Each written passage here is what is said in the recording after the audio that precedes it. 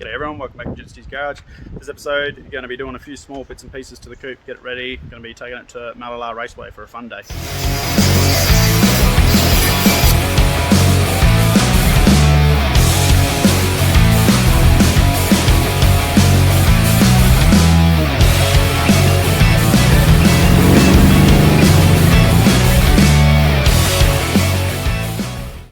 After driving the car around for a little bit, there's not really too much that's wrong with it. As I've stated in earlier videos, front suspension is bottomed out, so that's one thing I'm definitely going to be doing. But is I'm just going to be tidying up the engine bay a bit, really just for aesthetics, really. So there's not really any issues as such mechanically that's really wrong in here. So yeah, just want to tidy up the spark plug leads, give it a good wash, get rid of all the overspray, and yeah, just make things look a little bit nicer.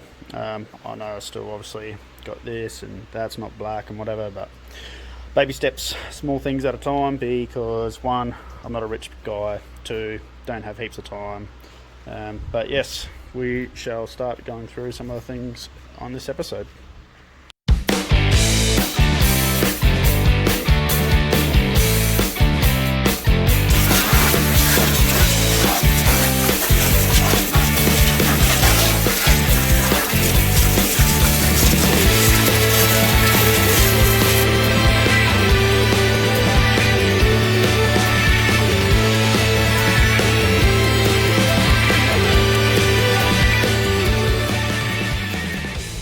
Now giving it a bit of a wash, I can see what is actually overspray. It won't come off with the dust. So I get a bit of 1000 grit here. Just gonna keep giving things a bit of a rub back, and then that'll start getting rid of it.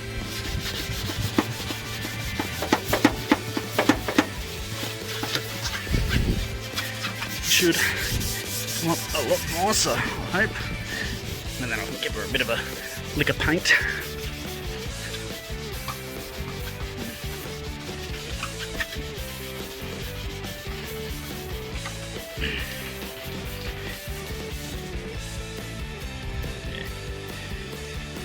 I'll tell you one thing though, it's going to need more beers.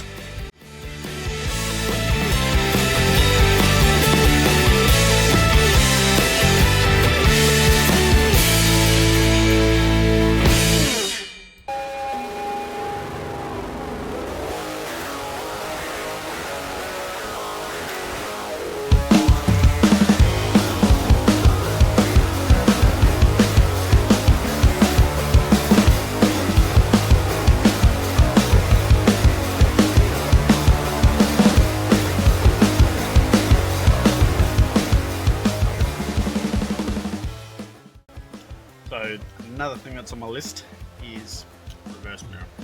Now, generally you can just turn your head, but I suppose if I'm going to be going around the track, I really do need to have something a bit easier to be able to see behind me. So I'm going to get some Aerodite, take out that piece there, and yeah, get her stuck on there with a bit of sticky tape and fix her up afterwards.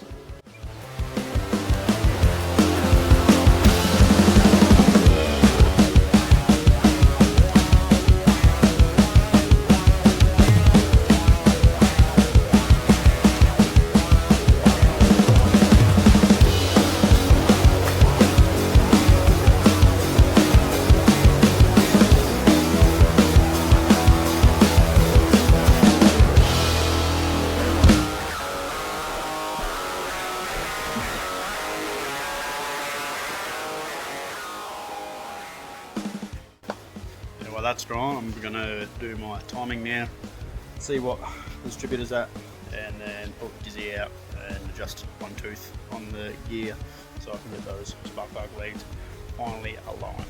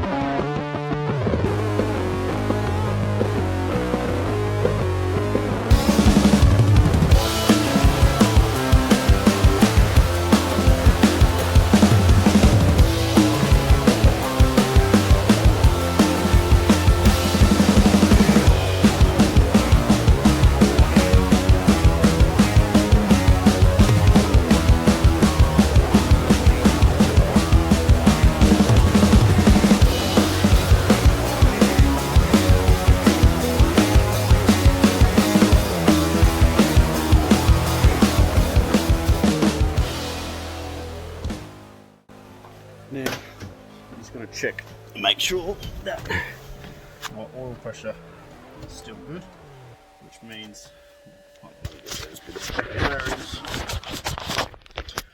to mean that my oil pump shaft hasn't fallen out of the dizzy at all. So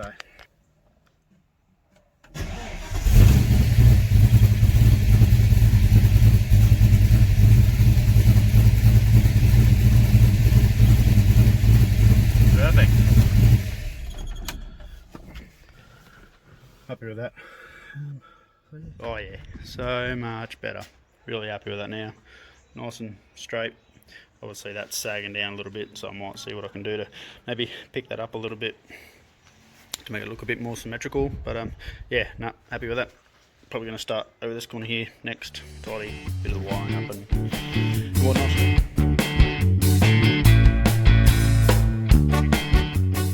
Right, welcome back. The rear view mirror is on the car. I'll put that on just before, but at the moment it's, I don't even have a watch on, don't know why I looked at my wrist. But yeah, it's probably 10 o'clock or whatever, Friday night. Sitting on the couch, watching YouTube, watching some guy with his pickup truck. That's more of a monster truck. But yeah, can't really sleep.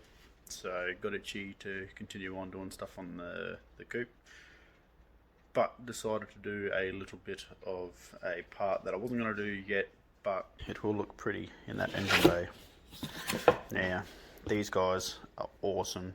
They're local Adelaide company. I currently have their low mount alternator bracket, which I absolutely love. Run it a couple of times on different cars, and they're just, yeah, beautiful, nice and low. But these here is their shock tower mounts. So these are their billet CNC machined shock tower mount, which I'm going to chuck on, and comes with everything. Got a hardware there, 12-point nuts, that's nice, and a little cap top, which I'll try and get out. Right, there's the actual cap. Need a bit of a wipe over, just got sticky and that on it still, but that'll go in there one way or another, as it so easily does.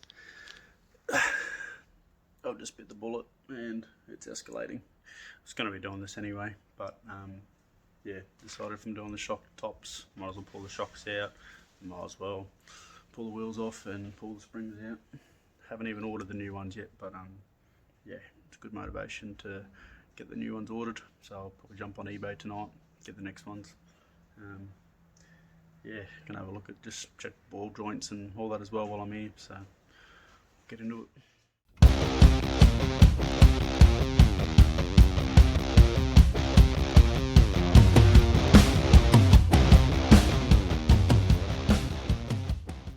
Found a little bit more motivation.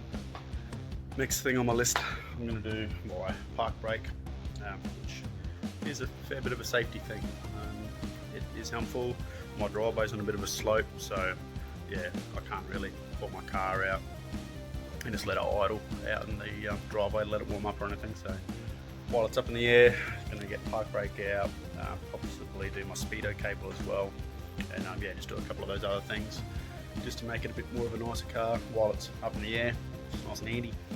Now I did have a spare complete park brake cable assembly we have here, but as I was looking at it, it's got a broken stud on it, so I figured that I'd work out how to get the cable off it and just use the cable, because it looks like on my one that's in the car, it's just the cable that's really frayed up. So I'm probably just going to swap the cable around instead of the whole arm mechanism, which sort of looks like it might be a bit of an easy job anyway. But for people who want to do this at home, basically, let's get back this way, here we go. You got your teeth your teeth there, but the last bit, this is your lock here, and it actually won't let you go past it to get the cable out unless you hold that back. So there's a last little detent. Let's see what I can get for you. There you go.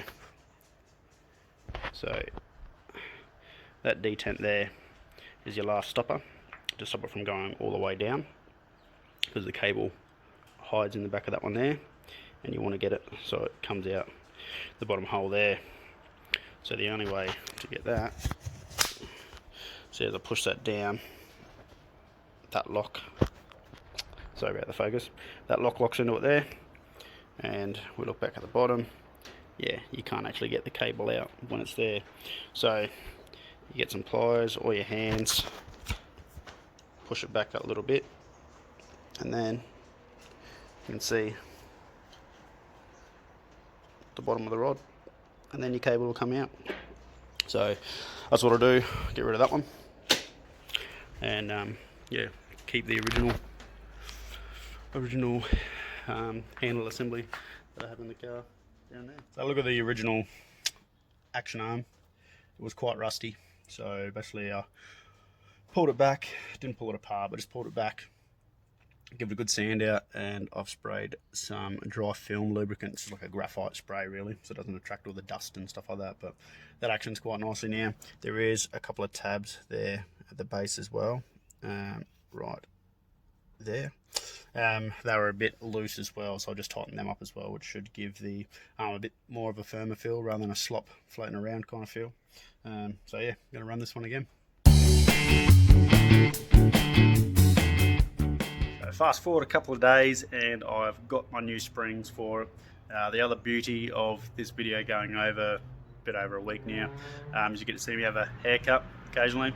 But yeah, at the moment I'm sort of double teaming on videos, one with the XB Fairmont Harry's car doing the engine swap, and then also yeah, trying to get mine done. So got a week and a half now to get done in time for Malala for the race day.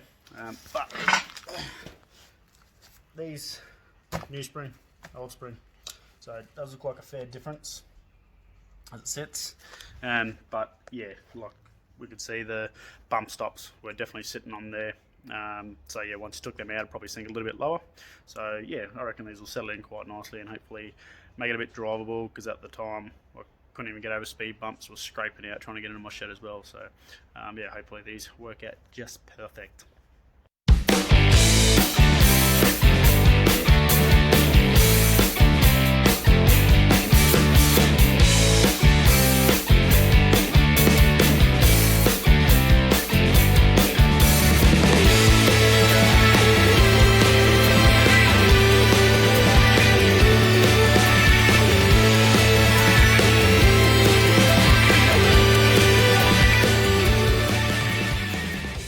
About to do the driver's side.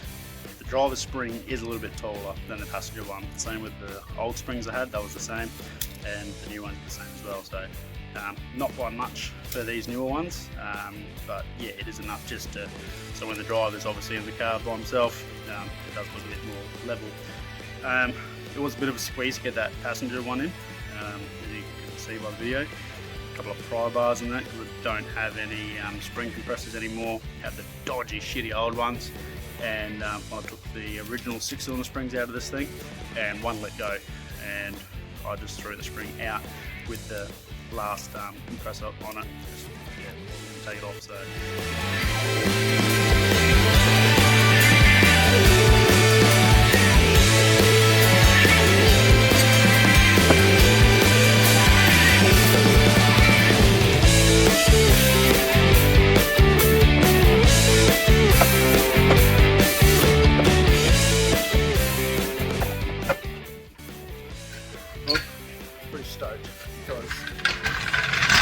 Knocked a few things off,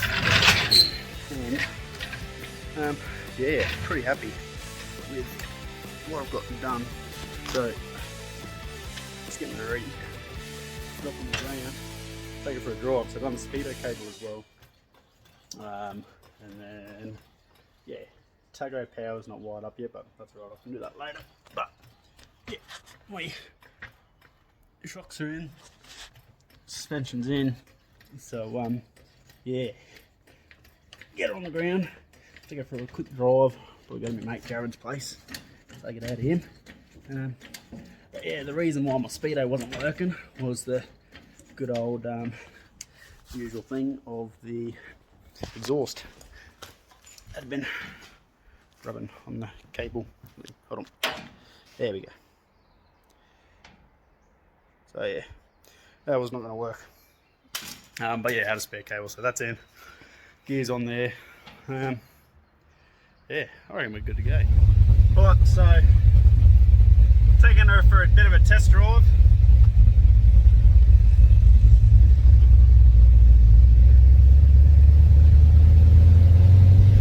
Rear view mirror is good.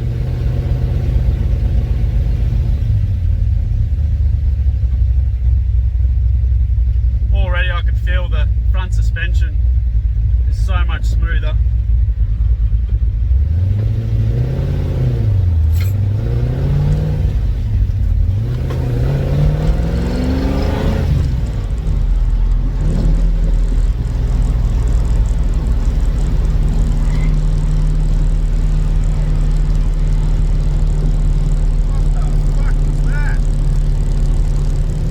Dummy drive, pretty happy with how it's all going, nice, smooth. Speedo is actually within 3 kilometres of the truth. Speedo instead of doing 60, I'm actually doing 57, 58, so I'm pretty happy with that, to be honest. Yeah, but steer's alright, handle's alright. It's good when I went to the barber. Fucking front didn't scrape on the concrete block or anything. Another plus is I can actually fit my jack stand underneath the car now, which is good too.